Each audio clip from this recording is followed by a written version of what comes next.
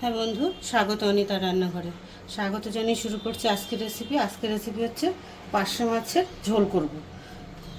সর্ষে বাটা দিয়ে পাতলা করে ঝোল করব। তা মাছটা আমি নুন হলুদ মাখিয়ে রেখেছি, কড়াতে তেলও দিয়ে দিয়েছি। কেন তেলটা যদি না হয় তাহলে মাছটার নিচে লেগে যাবে, তার জন্য তেল গরম হয়ে গেছে।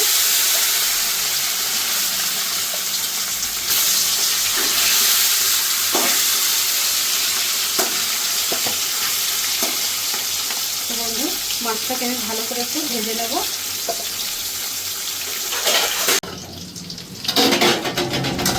তারপর মাছগুলো ভাজা হয়ে গেছে, তুলে নেব। আর তেল দেবো না, তেল যেটুকু আছে এই হয়ে যাবে। একটু দেবো কালো জিরে,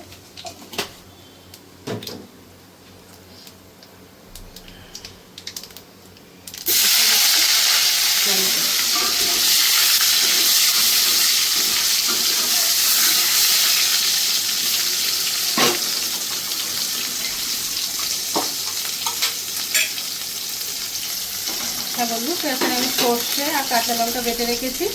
এটাকে আমি ভালো করে জল দিয়ে করে নিয়েছি, নিচের এইটা দেবো না, এটা থেকে শুধু জলটা দেবো।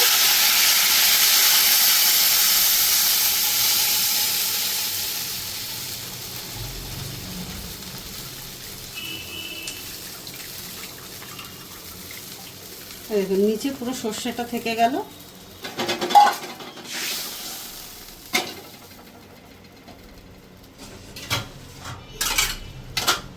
তো বন্ধু, এটাতে দেবো পরিমাণ মতন হলুদ গুঁড়ো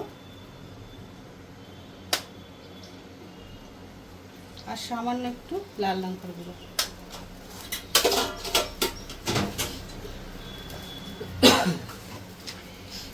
আর পরিমাণ মতো দেবো নুন।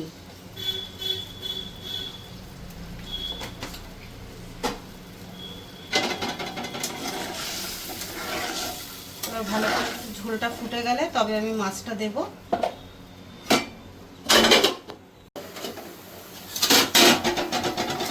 বন্ধু, তো মাছের ঝোলটা ভালো করে ফুটে গেছে, এবার আমি মাছটা দিয়ে দেবো।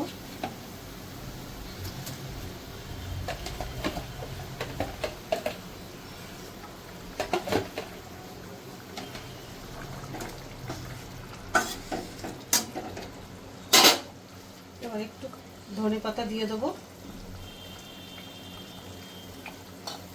তো বন্ধু, দেখলেন কি ইজিভাবে হয়ে গেল মাছের ঝোল। সেইভাবেই পার্শে মাছের ঝোল করে খেয়ে দেখবেন। অনেকেই আছে পার্শে মাছ খায় না, আবার অনেকে খুব ভালোবাসে। তো এইভাবে পার্শে মাছের ঝোল খেয়ে দেখবেন। যদি ভালো লাগে লাইক কমেন্ট শেয়ার করবেন, আর চ্যানেলটি সাবস্ক্রাইব করে আমার পাশে থাকবেন। হ্যাঁ বন্ধু, তো আমার পার্শে মাছের ঝোল হয়ে গেছে। এবার আমি নামিয়ে নেবো এটাকে। গ্যাসটা বন্ধ করে দিলাম।